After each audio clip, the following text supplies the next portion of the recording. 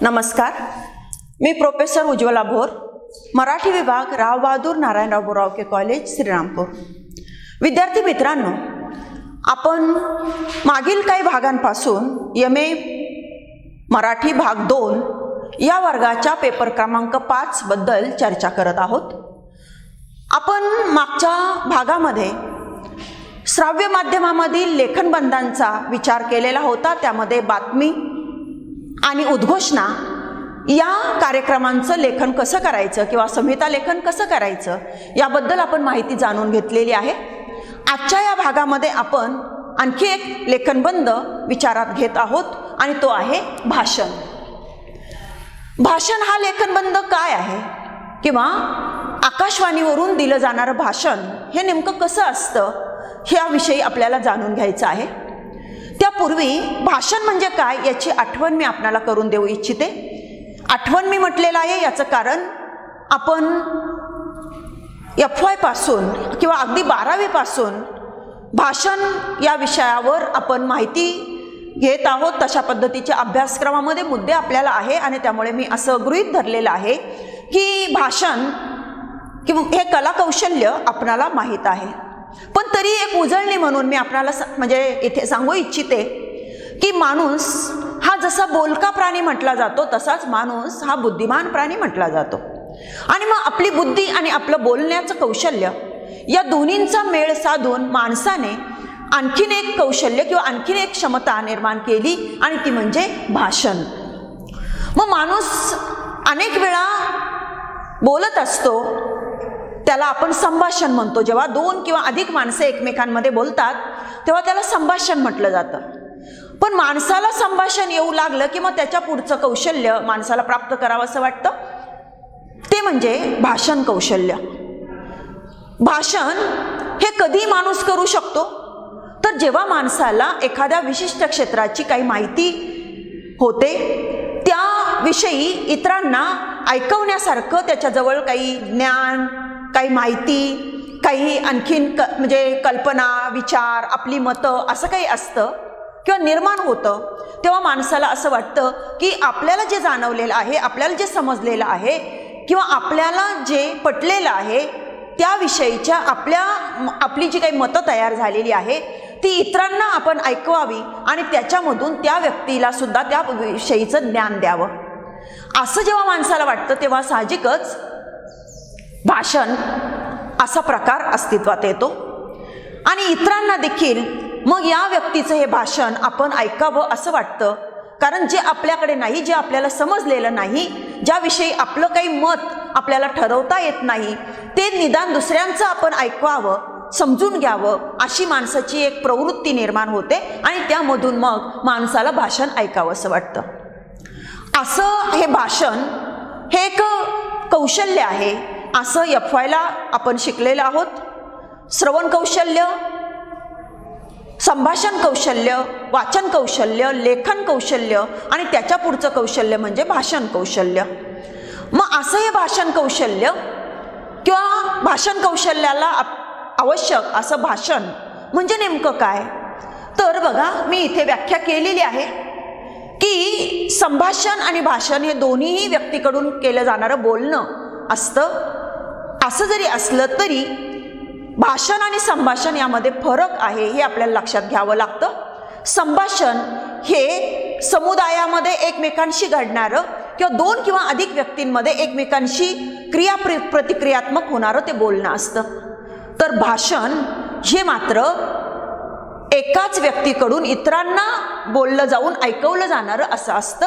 आणि म्हणून मी व्याख्या केलेली आहे की विशिष्ट व्यक्तीने विशिष्ट विषयावर विशिष्ट समुदायासमोर विशिष्ट पद्धतीने मांडलेली आपली मते, विचार, माहिती, भावना, कल्पना किंवा आणखीन काही, हे म्हणजे भाषण।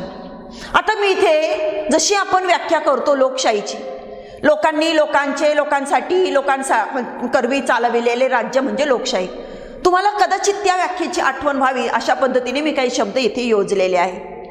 हे शब्द योजण्यामागे काही कारण आहे किंवा काही माझी भूमिका आहे, ती मी आधी स्पष्ट करू इच्छिते। इथं मी पहिलं म्हटलेलं आहे बघा, विशिष्ट व्यक्तीने विशिष्ट व्यक्तीने बोललेलं म्हणजे काय तर भाषण हे एक विशिष्ट व्यक्ती करत असते, कारण त्या क्षेत्रामध्ये अभ्यास असलेली, त्या क्षेत्रामध्ये ज्याला आपण तज्ज्ञ म्हणतो तशी तज्ज्ञ असलेलीच व्यक्ती त्या क्षेत्राविषयी आपलं मत किंवा आपल्या कल्पना किंवा आपले विचार हे इतरांना ऐकवू शकत असते. जर त्याचा अभ्यास नसेल, त्या क्षेत्रामध्ये त्याची जर सखोल जाण नसेल, त्याला त्याच्याबद्दलचं ज्ञान नसेल, तर तो काही ऐकवू शकणार नाही, काही त्याच्याविषयी बोलू शकणार नाही. आणि त्याने बोललं तरी ते समोरच्याला ऐकण्याच्या उपयोगाचं आहे किंवा ऐकण्याच्या मौलिकतेचं आहे असं त्यांना वाटू शकणार नाही, समोरचे ऐकू शकणार नाही. आणि म्हणून भाषण करणारी व्यक्ती ही अशी विशिष्ट व्यक्ती असते की जिने ते ज्ञान प्राप्त केलेलं आहे, ती माहिती प्राप्त केलेली आहे, ती जाण तिला निर्माण झालेली आहे, ते ज्ञान तिला आलेलं आहे, अशीच व्यक्ती भाषण करू शकते किंवा भाषणाला लायक असते. आणि म्हणून मी असं म्हटलं विशिष्ट व्यक्तीने. नंतर मी पुढे म्हटलेलं आहे विशिष्ट विषयावर. मग मी आत्ता म्हटल्याप्रमाणे एखादी व्यक्ती भाषण करते म्हणजे काय करते तर एखाद्या विशिष्ट विषयावर तिला जे समजलेलं आहे, त्याच्याविषयी तिचं मत जे बनलेलं आहे, त्याच्याविषयी तिला जी चिकित्सक अशा पद्धतीची माहिती प्राप्त झालेली आहे किंवा ज्याला आपण ज्ञान म्हणतो ते ज्ञान प्राप्त झालेलं आहे, अशा विषयावरच ती व्यक्ती बोलू शकत असते किंवा बोलते. आणि म्हणून मी म्हटलेलं आहे विशिष्ट विषयावर, विशिष्ट समुदायासमोर.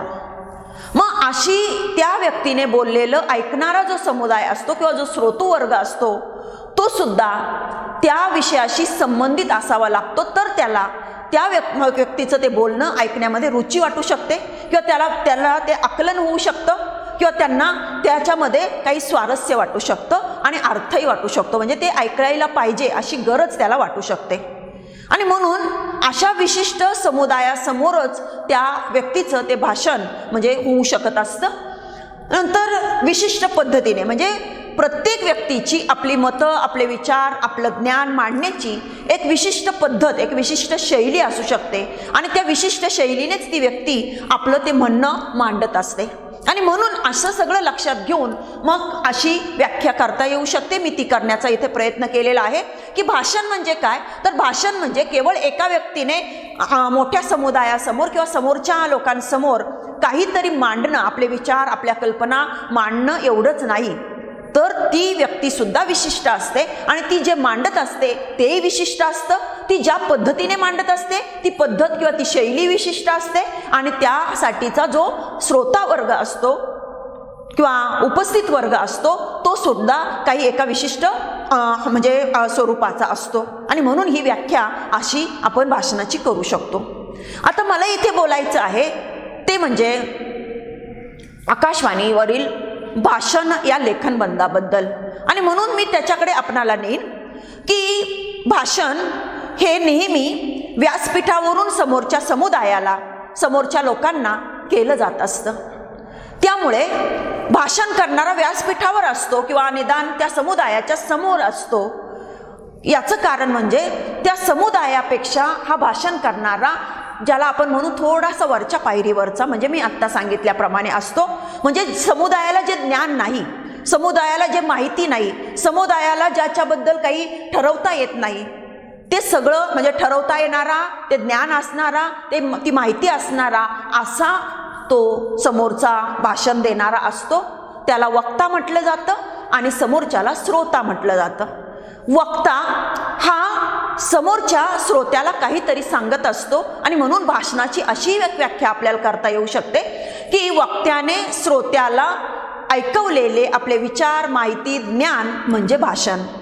थोडक्यात इथे आपल्याला असं लक्षात येऊ शकतं की वक्त्याने श्रोत्याला काही सांगणं म्हणजे भाषण, परंतु इथे श्रोता हा एकच नसतो. वक्ता जरी एकच असला तरी श्रोता एकच नसतो, हेही आपल्याला इथे लक्षात घ्यावं लागतं. मग श्रोता हा बहुसंख्येने असतो, किमान काही समूहाने तरी असतो, म्हणजे 10, 12 किंवा अगदी हजारो, लाख असे सुद्धा श्रोते असू शकतात. मग या एवढ्या मोठ्या समुदायाला जे काही वक्ता ऐकवत असतो त्याला भाषण म्हटलं जातं. इथे हे आपल्याला लक्षात घ्यावं लागतं की भाषण हे नेहमी एका व्यक्तीकडून अनेक व्यक्तींना दिलं जात असतं आणि म्हणून संभाषण आणि भाषण याच्यामध्ये फरक आहे हे म्हणजे मी मागा लक्षात आणून दिलं. संभाषण हे 2 व्यक्तींमध्ये सुद्धा घडू शकतं, संभाषण 2 किंवा अधिक व्यक्तींमध्ये सुद्धा घडू शकतं. परंतु भाषण हा प्रकार मात्र एक व्यक्ती आणि एक समुदाय किंवा एक समूह यांच्यामध्ये घडणारी गोष्ट असते. आणि त्यातले त्यात या भाषणाचे जे वेगवेगळे प्रकार आपल्याला बघायला मिळतात तेही थोडेसे आपण लक्षात घेतले पाहिजे की भाषण हे बंदिस्त सभागृहामध्ये दिलं जाणारं असंही भाषण असतं. भाषण हे उघड्या मैदानावर दिलं जाणारं भाषण असंही त्याचं स्वरूप असतं. म्हणजे बंदिस्त आणि मोकळं अशा दोन्ही प्रकारचं भाषण असू शकतं. याच पद्धतीने म्हणजे मी आठवण करून देईन याच्यासाठी, समजा वर्गामध्ये बंदिस्त वर्गामध्ये किंवा सभागृहामध्ये दिलं जाणारं भाषण म्हणजे आपल्या चर्चासत्रांमधून जी भाषणं होतात किंवा व्याख्यानं दिली जातात किंवा एखाद्या विशिष्ट वर्गाच्या विद्यार्थ्यांसाठी एखाद्या विशिष्ट तज्ज्ञाचं भाषण ठेवलं जातं, तर असं भाषण म्हणजे बंदिस्त वर्गामधलं किंवा बंदिस्त सभागृहामधलं भाषण. आणि मोकळ्या म्हणजे ठिकाणी किंवा मोकळ्या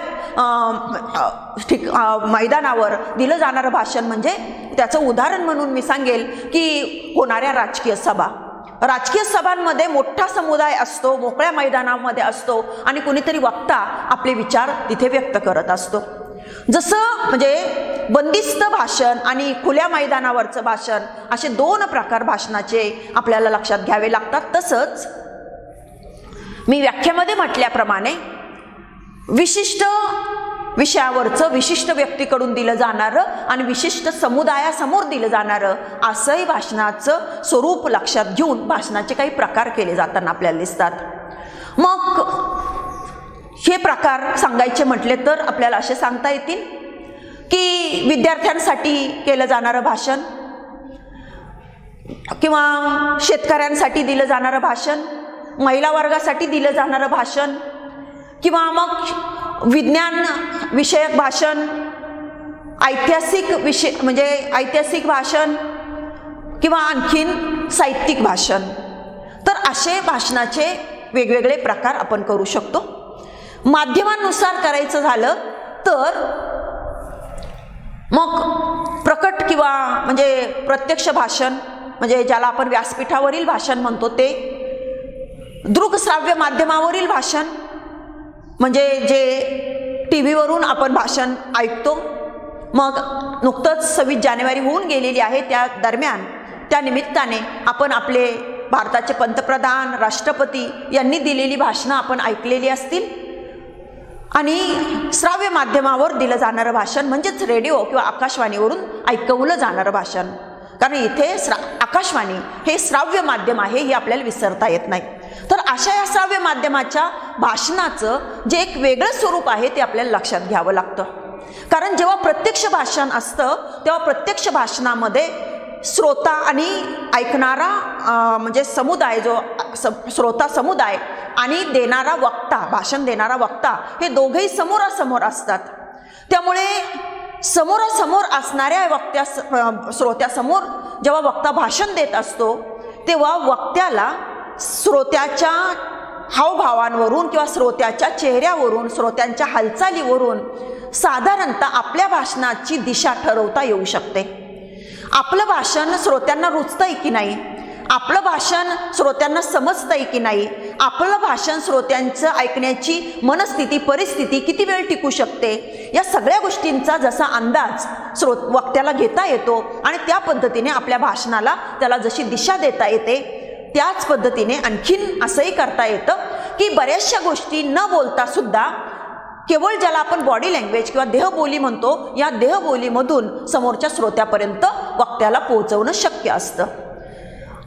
एखादी गोष्ट हावभावावरून देखील तो श्रोत्याला नेमकेपणाने त्यांच्यापर्यंत सांगू शकतो किंवा पोहोचू शकतो.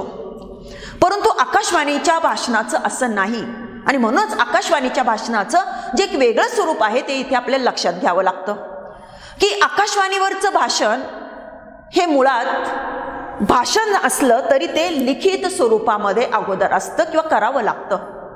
आणि म्हणूनच या लिखित भाषणाची एक, ज्याला आपण प्रिंट म्हणू किंवा आपण जे एक संहिता म्हणू, ती तयार करताना त्या वक्त्याला या भाषणाचं स्वरूप माहीत असावंच लागतं किंवा ते या माध्यमाचं स्वरूप लक्षात घेऊन आपल्या भाषणाची संहिता तयार करावी लागते. ती तयार करताना त्याने कोणकोणत्या गोष्टी लक्षात घेतल्या पाहिजे हे इथे आपण समजून घेणं गरजेचं आहे.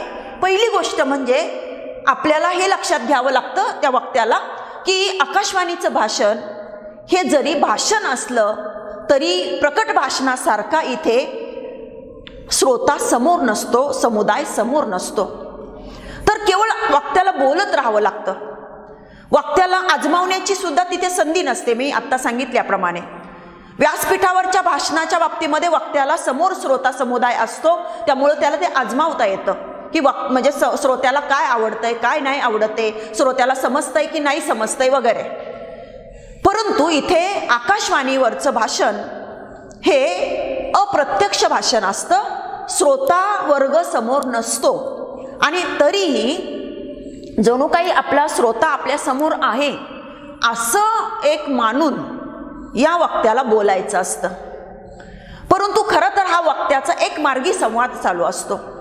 श्रोत्याला तो सांगत असतो परंतु सांगत असताना श्रोता समोर नसतो आणि समोर नसला तरी श्रोत्याला साधारणतः काय आवडू शकतं, आपला श्रोता कोण आहे, आपल्या श्रोत्यासमोर आपण जो विषय मांडतो आहोत तो कसा मांडला म्हणजे त्या श्रोत्यापर्यंत तो जाईल, त्या श्रोत्याच्या कानामधून मनामध्ये तो जिरेल, या बाबींचा विचार या वक्त्याला, आकाशवाणीच्या वक्त्याला करावा लागतो किंवा करणं गरजेचं असतं.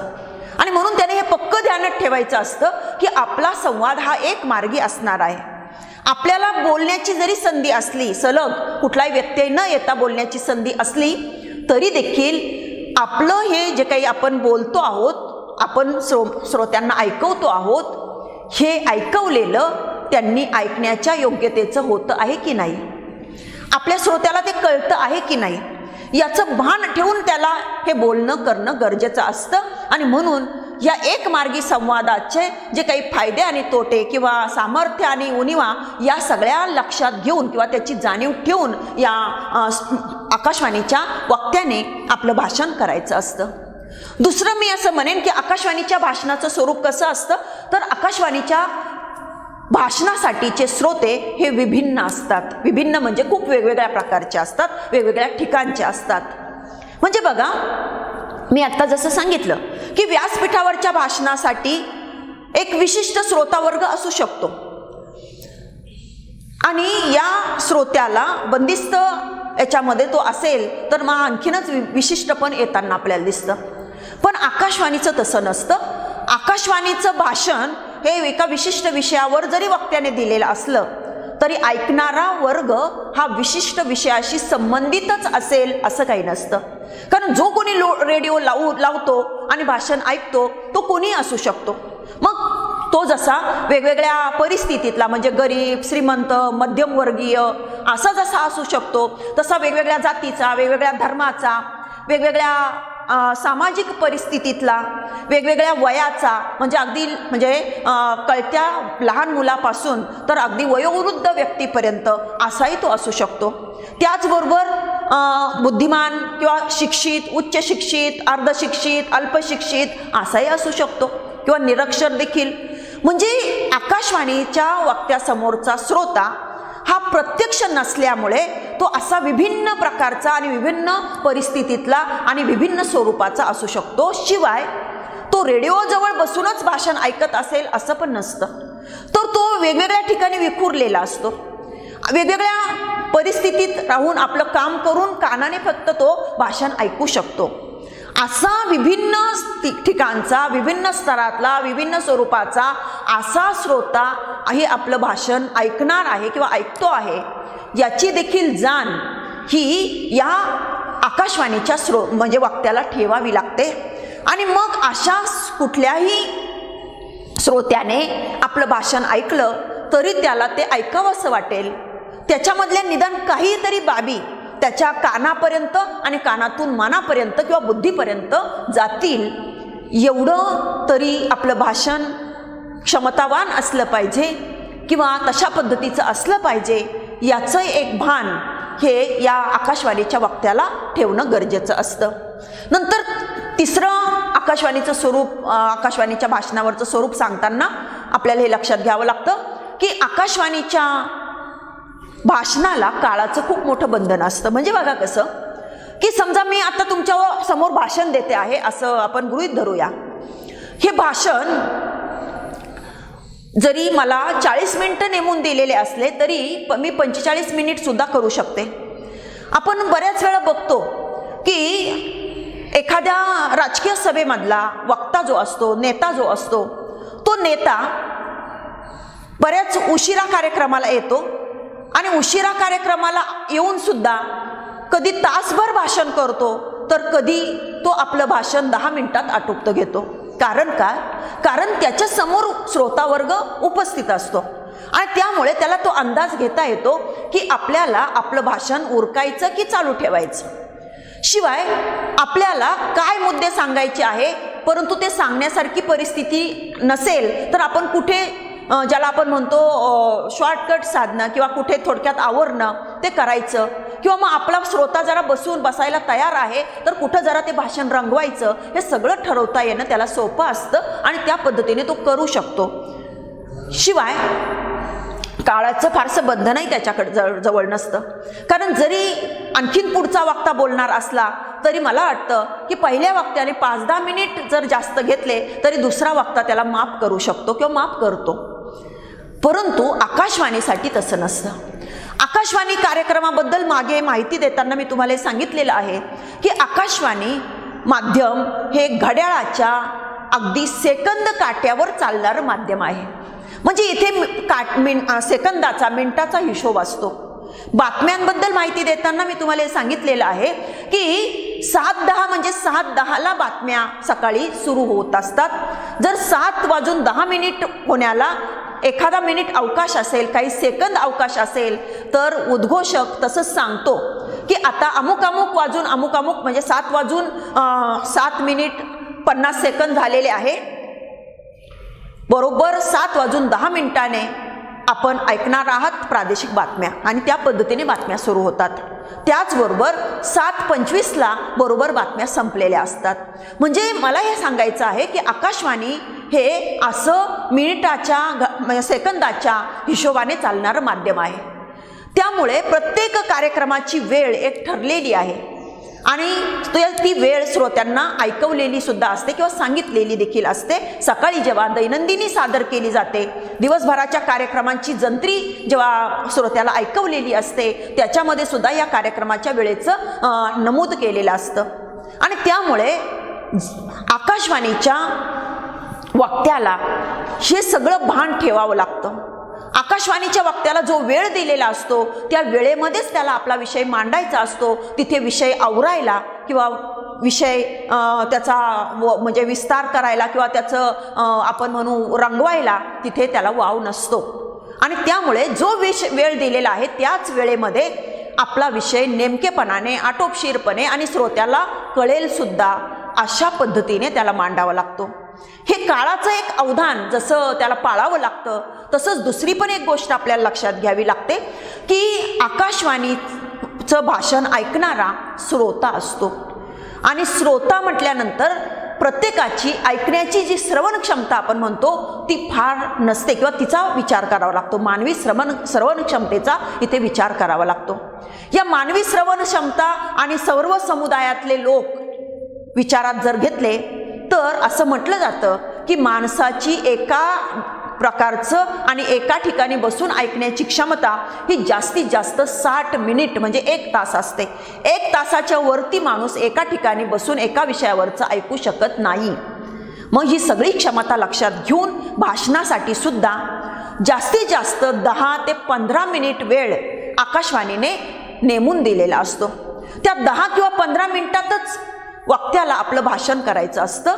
त्यामुळे या 10 ते 15 मिनिटात आपण व्यवस्थितपणाने आपला विचार किंवा आपला विषय मांडू शकू हे लक्षात घेऊनच मुद्दे ठरवावे लागतात. त्या मुद्द्यांचं स्पष्टीकरण सुद्धा एवढ्या वेळेतच वक्त्याला करावं लागतं आणि म्हणून काळाचं या दोन्ही बाजूने बंधन म्हणजे श्रोत्याच्या श्रवण क्षमतेची बाजू आणि वक्त्याला दिलेला वेळ आणि त्या मर्यादेमध्ये त्याला मांडावयाचा विषय, या दोन्ही गोष्टी लक्षात घेऊन वक्त्याला आपलं भाषण करावं लागतं. म्हणून काळाचं बंधन हे विचारात त्याने घ्यायचं असतं. नंतर आकाशवाणीच्या भाषणाचा शेवटचा स्वरूपाचा मुद्दा म्हणजे अनौपचारिक भाषा. आकाशवाणीचं भाषण हे मी आत्ता सुरुवातीला सांगितल्याप्रमाणे एक प्रकारे लिहिलेलं भाषण वाचून दाखवणं असंच असलं तरी तिथे ते वाचून दाखवतो आहोत आपण असं वाटता कामा नये. कारण आपण सुरुवातीलाच आकाशवाणी माध्यमाचं स्वरूप समजून घेताना हे पाहिलेलं आहे की आकाशवाणी माध्यम हे श्राव्य माध्यम आहे आणि श्राव्य माध्यमामध्ये श्रोत्याचं अवधान जर टिकून ठेवायचं असेल, श्रोत्याचं अवधान जर खेचून घ्यायचं असेल तर तिथे बोलभाषाच वापरावी लागते किंवा बोलभाषेधिष्ठित असं हे माध्यम आहे असंही आपण म्हटलेलं आहे. मग बोलीचा वापर, माणसाच्या बोलण्याचा वापर करून इथं कार्यक्रम सादर केले जातात किंवा अशा बोलभाषेवर आधारलेले हे कार्यक्रम असतात. वक्त्याचं भाषण हे तर साहजिकच बोलणंच असतं, त्यामुळे जरी त्याने लिहिलेलं असलं तरी ते वाचून दाखवल्यासारखं वाटता कामा नये. आणि म्हणून वक्त्याला जणू काही आपल्या समोर श्रोते आहेत, आपण त्यांना हे सांगतो आहोत असं गृहीत धरूनच त्यांच्याशी बोलावं लागतं. त्यासाठी साहजिकच वक्त्याला अनुरोधून अनौपचारिक भाषा, संबोधनं असं वापरावं लागतं. म्हणजे समजा उदाहरणार्थ शेतकरी बांधवांसाठी एखाद्या पीक पाण्याविषयीचं भाषण देत असेल एखादा वक्ता किंवा कृषी विद्यापीठामधला प्राध्यापक, तरी त्याला असं म्हणावं लागतं. त्याला माहीत असतं की आपल्यासमोर शेतकरी बांधव असतीलच असं काही नाही, पण तरी त्याला असं म्हणावं लागतं की शेतकरी बांधवांनो, तर मी आज आपल्याला अमुक अमुक याच्याविषयी माहिती देणार आहे. मधून मधून परत ते शेतकरी बांधव आपल्याशी जोडलेले आहे की नाही, आपलं ऐकताय की नाही याची चाचपणी करण्याची सोय नसली तरी तशा पद्धतीने त्याला भाषा वापरावी लागते. की तर शेतकरी बांधवांनो, मी तुम्हाला आत्ता असं सांगितल्याप्रमाणे किंवा वगैरे अशा पद्धतीने. म्हणजे थोडक्यात भाषण असलं तरी तिथे विद्वत्ता, अलंकारिकता अशा पद्धतीची शब्दयोजना करून चालत नाही किंवा भाषण विद्वत जड होऊनही चालत नाही. तर श्रोत्यांना कळेल अशी साधी सोपी, त्यांना त्यांच्या मनाला त्यांच्या मेंदूला स्पर्श करेल अशा पद्धतीची शब्दयोजना असं म्हणजे वक्त्याला करावं लागतं. आणि त्यामुळे या आकाशवाणीच्या भाषणाची भाषा ही साधी सोपी, आकलन सुलभ अशी अनौपचारिक स्वरूपाची अशी असावी लागते.